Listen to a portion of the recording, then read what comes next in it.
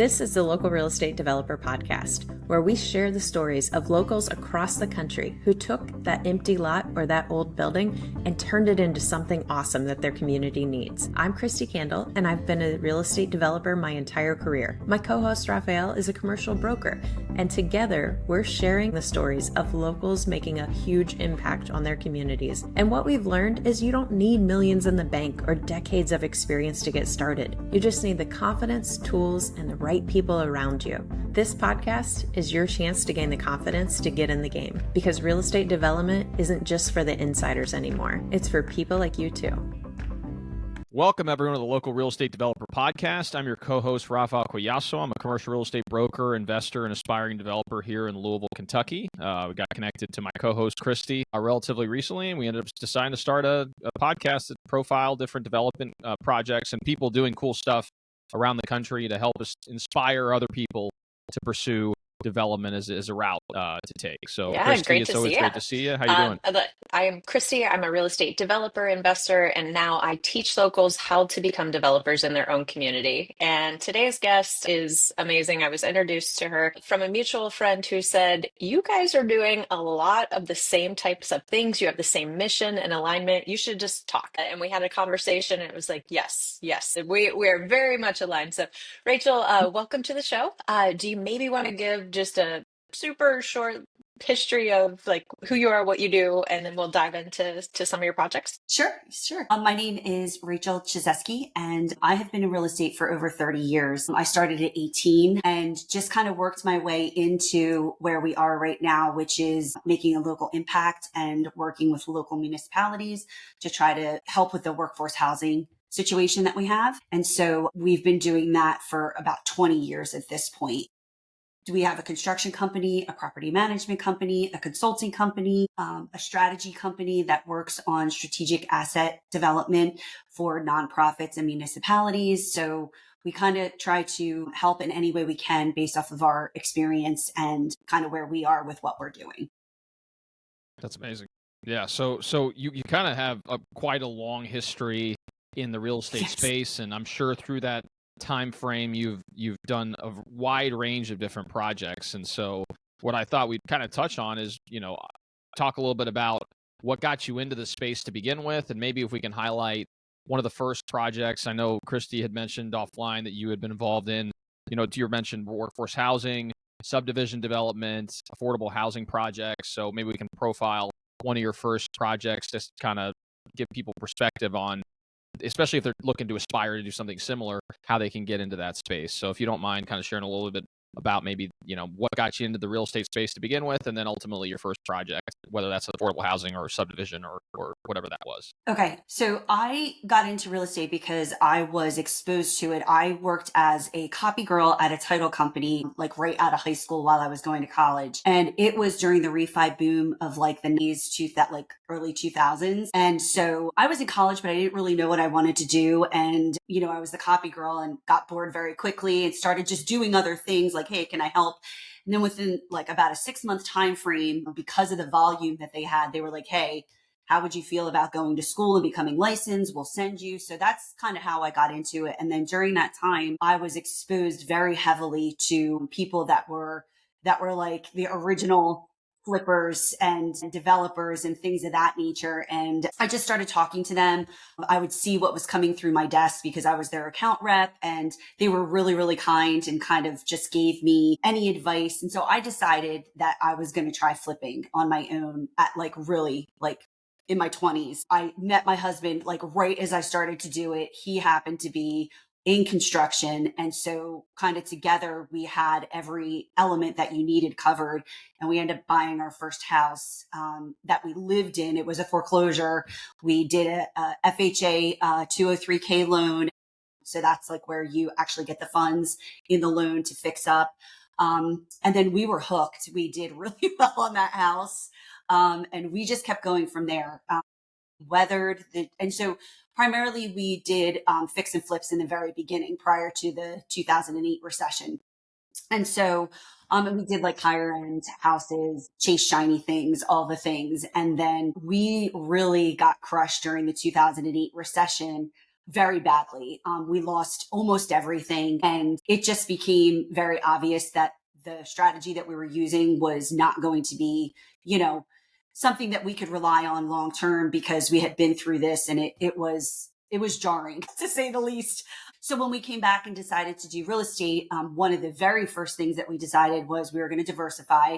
So not only did we do kind of like higher end flips, and my husband was a builder, so that sort of opened the floodgates for a little bit more on the spec house side. So after the recession, we came back with a different strategy. We did rentals.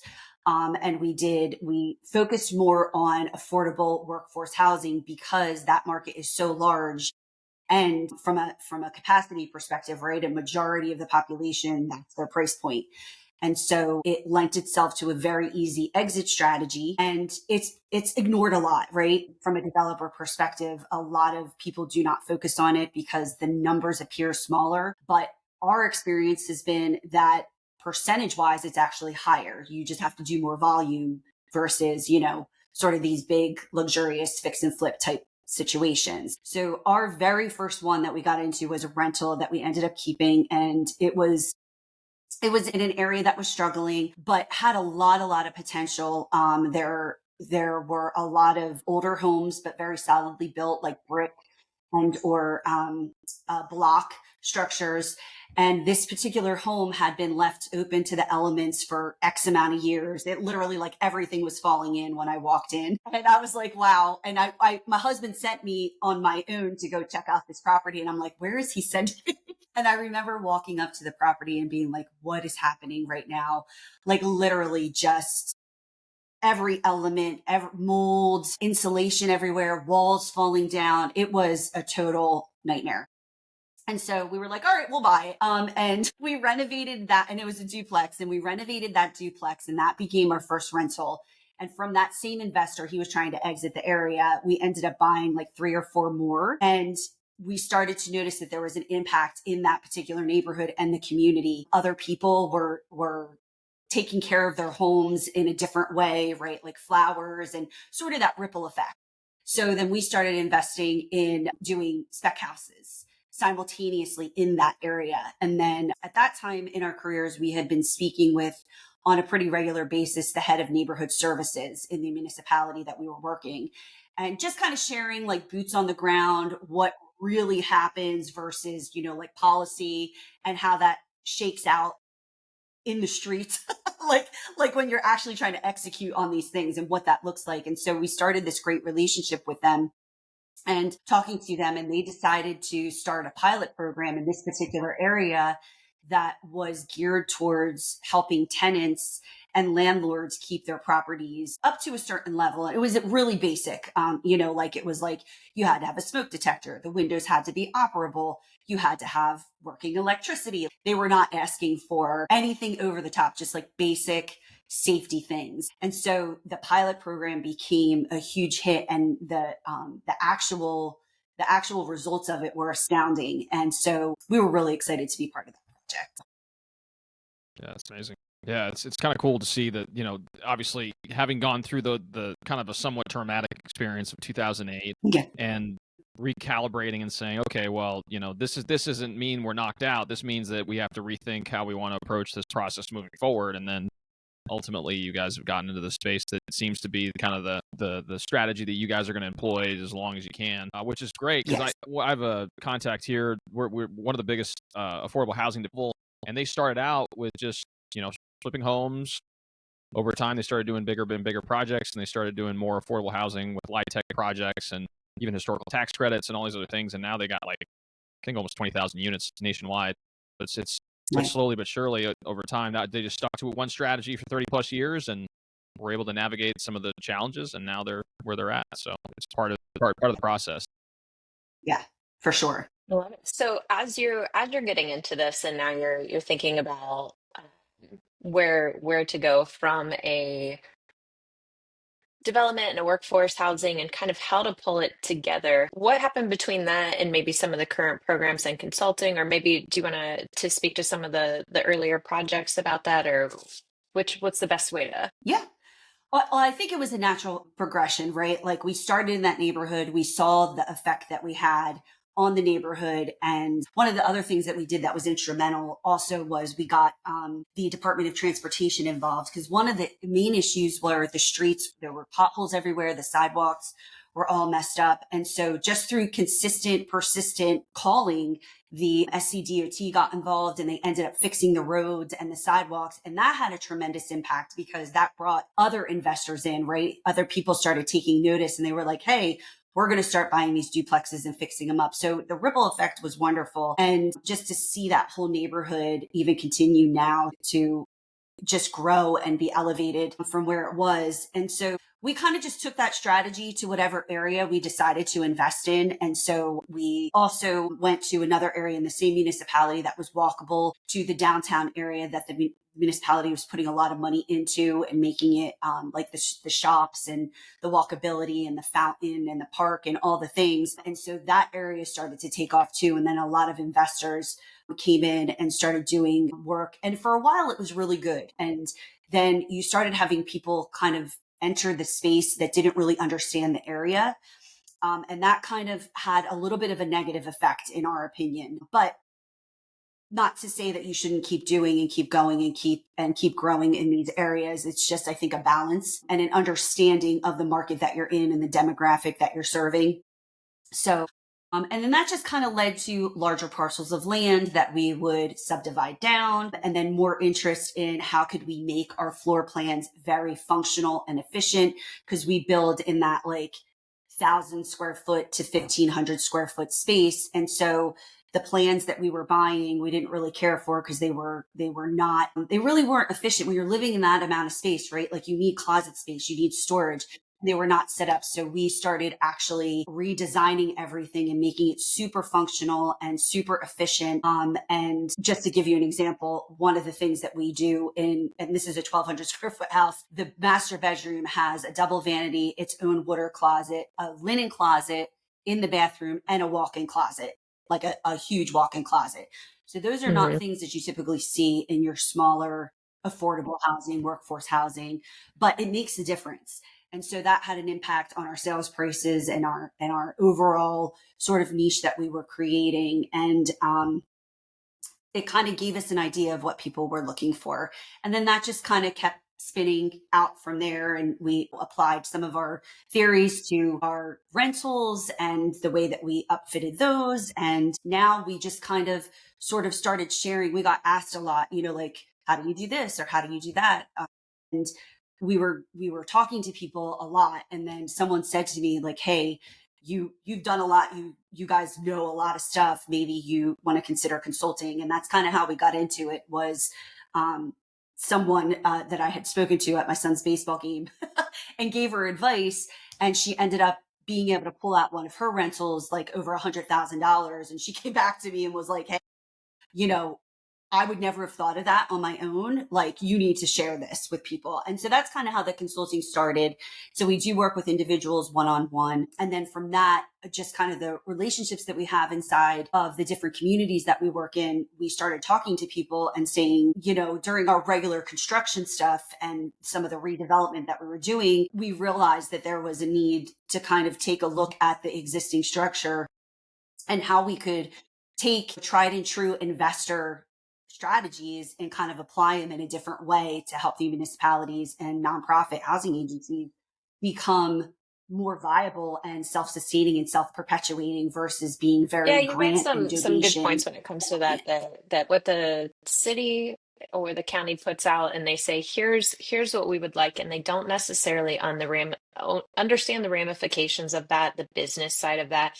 We've had other guests on that talk, and they're like, it's almost like there needs to be a translator and someone who comes in and says, it's great you want this, but here's how it actually works, and then helping create a format and a framework to apply it in a way that actually works in that community, which is what I love about what you're doing and working on now, which is so similar to different pilot programs that we're working on in communities. So how did you initially get engaged with the jurisdiction to kind of come in and maybe start giving them ideas, build the trust? And so what were some of the first things that they pulled you in on, and what are some of the things you're working on now? Yes. So our initial sort of introduction came via the inspectors and that were on our different jobs, whether it was a reno or a new build, and kind of establishing those relationships, and then them kind of saying, hey, you should talk to so and so, or, there's this home. We got called a lot back when we were actively doing renovations. We've kind of transitioned into a lot of new construction at this point,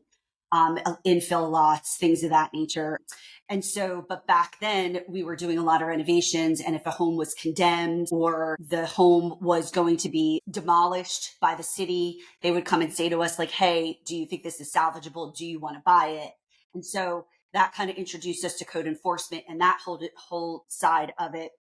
And a lot of our success really truly has come from establishing these relationships and having a really good positive relationship with the inspectors and the code enforcement people. And we still talk to them today about various things. They're brought, if we're doing a feasibility meeting on something, they'll come in and they are very knowledgeable, oftentimes more than us, because they have that very specific silo that they work in. And they're more than happy to share their knowledge and expertise. It's really a lot of times though, those relationships are established in a negative way because, they might be getting negative feedback from an inspector or something of that nature. And I think that's part of the reason that sometimes people have issues, right? Is like that conflict piece and just kind of, but at the end of the day, our approach was they are the end all be all. They are the inspectors. They are the ones, right? And unless we could legitimately say this is not part of the code, we were like, okay, we'll do what you want. You have our permit. And so just establishing those open lines of communication led to us being introduced to the head of neighborhood services. And then she was just very curious, really. And like you said, Christy, like what is really happening versus the policy that we're making. And I am a huge proponent of, I believe the policy should be made in conjunction with people who actually do the thing.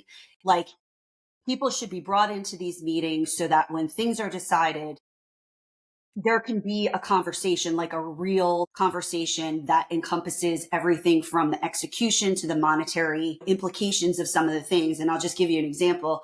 One of the things that they did across the board was if you have a multifamily, you have to have amenities. And so we function in an area that doesn't necessarily allow us to give amenities because of the price point, and we're trying to keep it affordable. And so we've had conversations around that, like we need more cost effective ways to implement what you're asking us, because it's just not feasible to do a 6-foot white vinyl fence in an affordable housing area. Like it's just not feasible, right? And so having those kind of conversations and asking for variances and explaining and rationalizing, I think has been incredibly helpful. And just those relationships and understanding that they're there to help as well and not going in from an adversarial perspective. Yeah, no, that's huge. That's a very good point, because I think there's a lot of times where people have a mentality that it's me against the city or me against other people, when in reality it's like we all want the same thing. We're all trying to reach a goal that's going to deliver value to the community. So, I mean, maybe we have different views of how that may take place, but at the end of the day, I think our hearts should, at least your heart should be in the right place. And so I think if you come at it from that perspective, you're able to navigate whatever impasse that you may have faced. So Yes, that makes sense. 100%. Yeah. So more a curiosity front. So, because making a transition from, flipping houses to then doing some of these affordable housing projects to then doing, subdivisions and some larger projects, how is that jump? Because I mean, obviously you're constantly trying to find ways to do what you're doing currently. And then maybe you're seeing an opportunity that's outside of what you're used to. And you say, well, let me see if we can make this work. Like, can you talk a little bit about that first project that you made that jump into? And I'm not sure if, the scope of the subdivision development, but I'm just kind of curious as to what made you decide to take that jump, and then some of the lessons you learned that were slightly different from what you were doing before. Yeah. So I think just kind of recognizing the length of experience that we have had, right? Like taking a step back. I stepped out of construction and my husband started running it. So it gave me a moment to pause and kind of think about all the things that we had accomplished and what I really enjoy doing, right? That gratification of giving someone a home and them taking ownership is really a driving force for what we do, whether it's an apartment or a or a multifamily that we've done, or a single family that someone's buying from us, whatever it is, people respond in such a way that it's wonderful. And so one of the catalysts while working with the nonprofit was there was actually a development that didn't get off the ground. It was worked on for 5 years. We were in the beginning with them and actually had the land and working with the head of neighborhood services. And it was a great project, but due to the grant cycle, and the grant requirements, they literally could not get this development off the ground. The infrastructure was so expensive because of what was being asked for, as well as the vertical build because of the requirements, right, for the grant. So right now I'm in the process of undoing all of those things and making it a viable project, and hopefully keeping it from an affordable housing perspective. We're literally in the middle of doing all of that right now. And so that is, I guess, would be considered a mid-sized development. It's got 36 lots and it's mixed use. It's single family townhomes and duplexes. And it's actually in the neighborhood that we started, where we had that pilot program kind of started as we were working and things of that nature. And it's just very exciting to take something that was such an important part of what the municipality was doing and trying to do. And then ultimately they weren't able to take it because of that grant cycle. And now to be able to come back in and say, okay, let me do this from an investor perspective instead of a nonprofit perspective, which is vastly different, right? The way that we approach things and, cost effectiveness and all that kind of stuff. So it's been really, really interesting. And the reception has been phenomenal, even from the municipality. Like, people are super excited. They want to help. They came to the feasibility study meeting with like a list of things that we could undo that were no longer required. So, engaging everybody, like, it's not just about me and what I know, it's about the people that we encounter on a daily basis and are part of our team and who know their own specific thing and are able to all come to the table and say, like, okay, let's make this happen. And that to me is beyond exciting, to be able to see something that everybody thought was not going to get off the ground, to kind of make that a reality has been very exciting. Yeah. And you alluded to the grant process. So there's a grant involved with making, I guess, the project work, or how'd that play out? There was. Sure. It was completely grant funded. Wow. But because it was completely grant funded, they All actually the couldn't strings afford that to are do it. attached to grants that you go, good intentions, but Oh, I know. It sounds nice in theory, Yes. but then you start working through it and you're like, oh. Yes. And that's the environment they function in, right? And they understand that environment. And it's not always like that. They do a lot with a little. The nonprofit housing agencies, they really do. They're phenomenal. But at the end of the day, sometimes just a different optic makes all the difference. And that's kind of what we do, is we come in and we say, okay, this isn't going to get done because of X, Y, and Z. There's nothing we can do about that. But from our side of it, and our optic on the situation looks vastly different, and let's take a swing at it and let's see if we can make this happen. So that makes sense.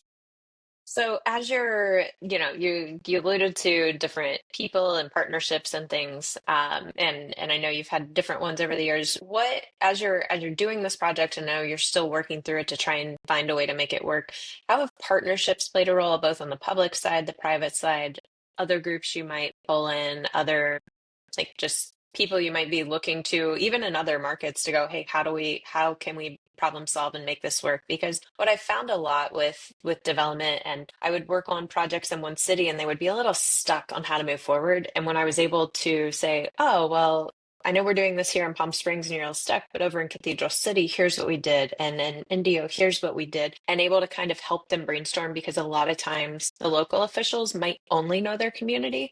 And if we can give them other ideas, it can help. So how have partnerships worked and evolved in this one so far? It's been really interesting, just to have other people's opinions and other people's ideas brought in, right? Like, as an investor, it was always just my husband and I, and we had total control over everything. So that has been a transition for me. But I was sitting in a meeting literally with like 15 other people that I would say collectively knew way more than I did. I was probably the least knowledgeable person in the room.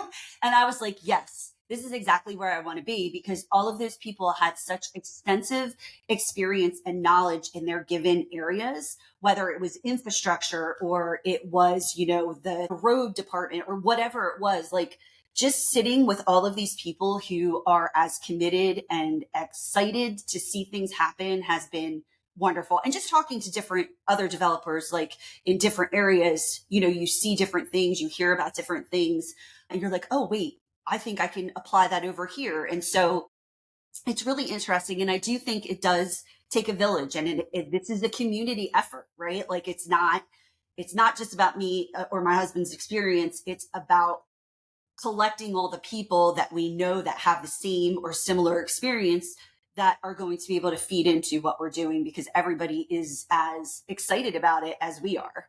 So that's super exciting to see. Absolutely. Just that traction and other people kind of getting it and like, yes, okay, maybe we can do these things. Yeah. And there's no better way to be able to inspire people to do it than by you doing it and showing it. And that's why these mediums, in my opinion, are so important, is because it allows you, a platform to tell people about what you guys are doing, because at the end of the day, other people can do it. I mean, there's other opportunity for people to take advantage of in their own community. And hopefully the goal, like I said, like we said with this podcast, is to inspire people in their own community to see a building that's dilapidated or whatever and just say, you know what, let me take a swing at that. Or a house or a couple houses in a row that may have an opportunity to be able to convert it to give someone a home. Take advantage of that. Really add value to your community in that respect. So that's awesome. So what gets you up in the morning? Like, what keeps you motivated to keep doing what you're doing? Because it can be tough sometimes. Like, it's not always rainbows and butterflies. So no, it's not. So I think a couple of things happened, right? Like, internally, I came to just understand through the plethora of experiences we have had, like all of the times that I literally have like been in the fetal position, crying in the middle of a house, like legitimately those things happen, right? But we've always come out on top. And maybe the success did not look like how we initially intended it to look, but we were able to pull out of whatever that experience and pivot or just kind of make it success. And sometimes success looks like, and I know, Christy, you and I have talked about this before, sometimes success is breaking even. Like, it really is. Or sometimes it's like exiting with the least amount of money lost. Like, not everything is a home run. Not everything is, a slam dunk. Sometimes things happen, particularly with renovations, right? Like, you just don't know. But I would say that the thing that gets me up, honestly, is I realized that I really like the challenge of it. And I really enjoy creating something that is tangible and that actually impacts people in a real way. Like, I get to see it. I get to sit at the closing table and have people say to me, I never thought I would have a house. Thank you. Like, and so those kind of things, and knowing that you are having that kind of direct impact is just, it's exciting. Like, it really is. I get excited. I'm like, yay. Because it matters, right? It's our small little way, but all of those small things, right? They add up to big change. And especially like what you guys are doing in the local developer, it's important, like you said, for people who would maybe otherwise no one would know about me, right? Like, except for this very small community that I work and live in. But it is something tangible that allows you to create a life and a lifestyle that you desire while having an immensely positive impact on your community. That's or whatever honestly my community favorite you part are, as well, are is working that in. we're creating something that is a benefit and a need. And the stat that came up, we've talked about, is that we have somewhere around 19,500 cities that have permitting departments in the US. And of that, over 16,000 of them have a population of less than 10,000 people. Which means if you can flip a house, which we all feel at this point with the education that's out there and the information, that we could flip that house and impact one life. But you could take that in your community and you could actually flip that commercial building, and maybe you've created 3 new businesses that have jobs on the first floor, and you've got a couple housing apartments above, and now you've impacted, I don't know, 20, 30, 50 lives. And with our small communities, like you said, you can go in and build relationships. The city isn't the enemy. The inspectors aren't the enemy. It's just a matter of most people just haven't realized, wait, we can build a relationship with them. We can work together and we can collaborate to find that solution. Because in a lot of our smaller cities, I mean, there will be an older building and, the city managers might say, hey, well, we actually have access to a brownfield grant and we'll give you a TIF and we'll give you X, Y, and Z we'll help apply for this infrastructure grant to get the utilities in. And these are all things that have happened on our projects or with people we're mentoring. And it's incredible to go, whoa, not only are we not fighting the community, but they're helping us do it. And in the end, then like it just creates that community bond and sense of pride because you're all choosing to live there. And then now you're choosing to work together. And that to me is just awesome. So with that, Yes. what type of advice would you give to people who are aspiring to get in, who might be on the cusp of thinking bigger, but still kind of like, oh, I don't know, it's probably still too big for me? Hey, can we chat for a second? Since you're listening to this podcast, you're already thinking like a developer. You see the potential in your community, and you're ready to do more than just watch from the sidelines. That's exactly why we created the Local Developer Vault. It's a free resource full of tools, templates, and trainings to help you take action. And here's the best part. When you sign up, you'll also get access to our local real estate developer community. It's full of people just like you who are making real things happen in their neighborhoods. So don't just listen to the stories. Become the next one that we spotlight on our show. The link in the show notes to unlock the vault and join our movement. Yeah. I would say one of the biggest things that I regret is not talking to people sooner and getting other people's experience. Like in the beginning of our careers, I had the couple of gentlemen at the title company in the very beginning, but we pretty much did it, a lot of it alone. And I think we would have been farther faster had we started bringing in people who had accomplished the things that we wanted to accomplish or were doing tangential things to what we were trying to accomplish. So I wish I had established those relationships and found a mentor or some sort of, I don't know, something that would have given me more of a direction than kind of like trial and error constantly. But I think, you're going back 20 some years, so right, like I didn't have access to things like we do now. But like I truly think, but finding the right ones, right? Like you got to be careful. Anybody that's like, you can make $1 million in 90 days, like you need to run the other way. But talking to people who are realistic and give you, like we would say after we had these meetings, people would ask us like, can I ask you some questions? And we were always very like upfront and realistic and like, listen. And even with our coaching program, I'm like, we start with the why because things are going to get really, really tough.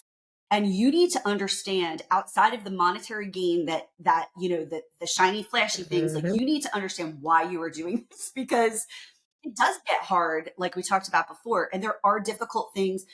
There are a lot of decisions that need to be made. You need to, just kind of, I don't know, be able to make those hard decisions. And so I wish I had and looked for a mentor or someone who was doing what I did. And I think that's a part of where we're at now is that the development has kind of it's been gate kept, and partially because you only need to work on a couple of projects and you get some really great returns. And so there isn't a lot of education out there, and each city is different, each county is different. There's different overlays in the way things work that most people don't have a ton of experience to give back in the first place. But by getting more information out there and sharing the stories, we're hoping to help start that and get more people to not just accidentally fall into it or do it because their parents did, but to get in on purpose. Yes. Yeah. Well, it's funny from an education perspective. One of the things that we've been working on the consulting side was writing a book about how to engage with your municipality or your community and start those relationships because they are so integral to your success. And like, how do you engage? What is the language that you use? Who do you talk to? How do you find opportunity zones and things of that nature to just try to give people a framework or a blueprint of, this is a good place to start, right? Like there's so much more to know, but this is a really good place if you don't know what you're doing and you need help and you want to have those conversations and you want to find opportunity in your community. Where do you look? Who do you talk to? What do you say? And so that is something that we're actually almost done with it. And I'm very excited about because it was integral. Those relationships were 100% integral to our success. Yeah. So, and even where we are right now. Yeah. That's amazing. Yeah, finding opportunity to connect with people that can help you to the next step. Like someone that's a little bit ahead of you that has already done a little bit of what you're trying to do, just tagging along and trying to see that. And obviously the city side of things is extremely important. And a lot of that you don't really know until you get out there. And what I've found surprising too is sometimes just going down to the I've been to the permit office a bunch of times, and I act like I don't. I mean, I obviously don't know everything, but I'll act like I'll ask so many questions that to most people would seem like, oh, you really don't know anything. But in reality, it's like I'm just trying to verify stuff because I want to make sure that things are done Yes. properly. Yes. And so, I'll act like the person doesn't know anything in the room, and I'm happy to do that because I know that I'm going to do it right that next time because I know that I asked the right questions. So don't ever feel like you can't go down to the city and just hang out for a couple hours and just go talk. The one of the guys the people who handle like the zoning. I remember one of our guys that handled the rezone for one of us. I was down at his office all the time asking him questions, and Yes. so My motto, honestly, and this is across everything, but specifically in this arena, is pleasant but persistent. mhm. That's a Persistence great point. is really the name of the game, right? Like once you actually take your first step and take action, and the way that you do not become paralyzed by the fear and the unknown and all of the things that like are really wrapped into what we all do is you just need to be persistent. I don't know the answer to this question, but I'm going to find it. And then that question is going to lead to another question. Then I'm going to find the person I need on that. Like it really is just the persistence of getting the answers wins the day every time. Well, and It's not fast, it's not sexy, but it gets the job done. But people also right? invest in people like that. Like, Yes. and I'm sure you get reached out to a lot. I know Christy does as well. Like, there's a lot of people who reach out to you asking for advice. And unfortunately, a lot of people don't take advice and go run with it. And so, when you see someone who comes to you for advice or asks a question and they go do something and they come back and said, hey, well, I did this, this, this, this, this. This is the result I got. What am I missing here? I'm like, ow, this is great, because I feel like my time Right. is valuable now. My time with someone who I'm pouring into is going to be of value versus me just speaking into the wind and I just, literally do like never gonna cartwheels actually or jumping jacks nothing's or going to like come from it. flips inside when I go, oh my gosh, you took action. Yes. Yeah, It is very it exciting. changed the dynamic completely in a relationship. And A someone hundred understands percent. that if they tell you something's actually going to happen, it makes a big difference. Yes. 100%. Yeah. So as we mentioned with the podcast, one of our the mission of the podcast is obviously to change the communities with all the projects that you ultimately take on. So what we like to ask near the end of the podcast is what does a community driven development mean to you? I think a community driven development really like the word community is the most important, right? It's the coming together of all of these different people, private, nonprofit, the city or the community you're in, like all of these different stakeholders coming together and giving their unique optic to create a solution that we haven't found yet. Right. Like that to me is so important. And for me, I think it is the change that we need in order to address the crisis that we are in. Mm-hmm.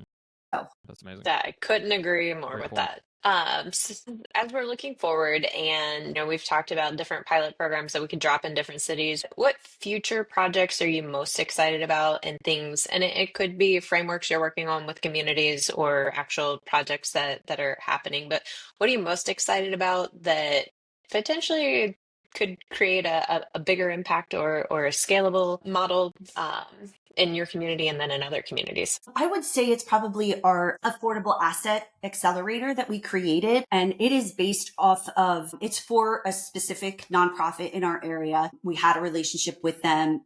The head made an offhanded comment that just stuck with me. And I was like, I think I can figure that out for you. And so again, just like based in curiosity, right? Like we were talking about going to the zoning and things of that nature, just kind of asking all these questions and then realizing that, yes, we can create this thing for you. So this program, we call it the AAA, is built to make the nonprofit housing agency self-sustaining and self-perpetuating based off of their current asset allocation. And so it's multi-tiered. There's a lot of things happening, but at the end of the day, successfully executed removes them from the donation and grant cycles and makes them a fully functioning nonprofit based off of what they're doing internally, which to me, I think is incredibly exciting and very timely given everything that's happening right now. And I think it could be a game changer for a lot of municipalities and nonprofit housing agencies. Yeah, it seems like an amazing opportunity to be able to help, obviously, those organizations that ultimately their mission is to help. So, Yes. and the goal here is that to scale? Are you trying to scale this in other markets across the country as well? Yeah, that would be lovely Yeah, to do. sure. Yeah. Right now. I know. Yeah, I'm absolutely. just, yeah, We absolutely would love to do that yeah. and talk to whomever is curious to see if their current asset base is something that they can trigger this program with.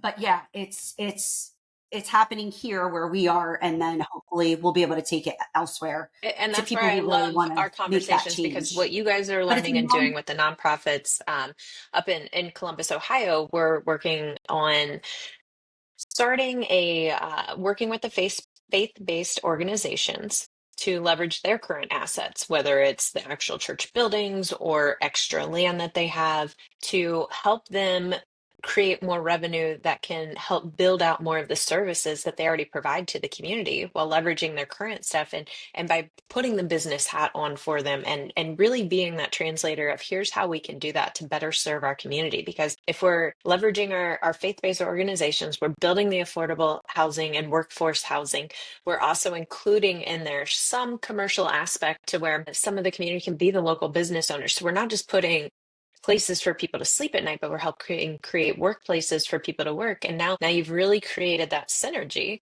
And then that's a scalable framework as well that we can take to other areas, that I think more and more nonprofits, cities, faith-based organizations are realizing, wait, we can be part of this solution. And it's up to people like us to maybe put them all at the same table and then kind of see what magic happens as a result. Yes, 100% agree. And I had someone say something to me recently that, and this went back to the mindset shift that was happening within the nonprofit that we're working with, right? And she said to me, nonprofit is a tax status, it's not a business model. And I thought, that encapsulates, right, the whole discussion for what we're doing, right? Like, they are meant to still function and still be run and still be able to be mission driven and have that impact, but that is not what that role calls for. Very rarely do you have, let's say, a real estate investor who's the executive director of a nonprofit housing agency, right?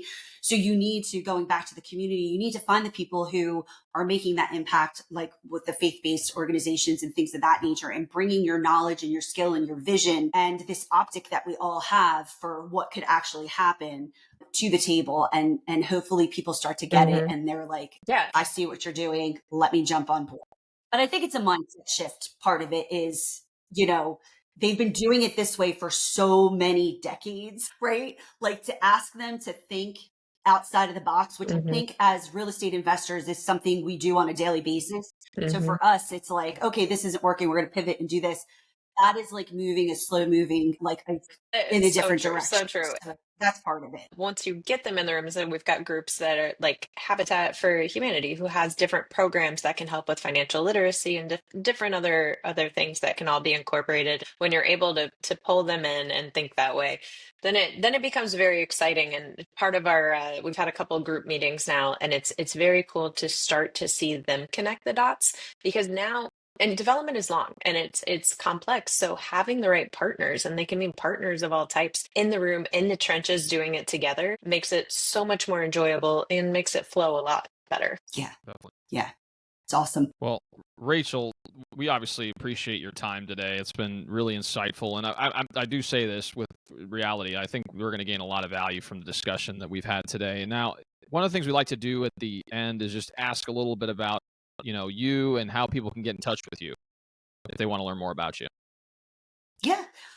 So our website is intentional property advisors. .com, and you can reach me directly at rachel@intentionalpropertyadvisors.com. That's really the easiest, quickest way to get a hold of me. Yeah, and we'll make sure to include it in the show notes. So if you guys are watching this on YouTube, it'll be in the show notes, and if you guys are listening to the podcast format, it'll also be in the description as well. Well, Rachel, Really, thank you so much for your time. I'm looking forward to staying in touch. That's one of the cool things about these podcast mediums is you get to meet a lot of new people. And I know you and Christy obviously have a connection that Yeah, I'd we've love to continue connected to stay in virtually, touch. but And one thing I'm who excited about knows what all of the this future holds. is we've got some people are saying, "Hey, let's just get a meetup." So potentially there's going to be some kind of meetup, Yeah. maybe in the Atlanta area, depending where people are geographically. But yeah, just to get all of us change makers, Mhm. developers in the same room, sharing ideas and just growing this, and you never know what'll happen. Absolutely. Yeah, I love it. I will be there for That's sure. awesome.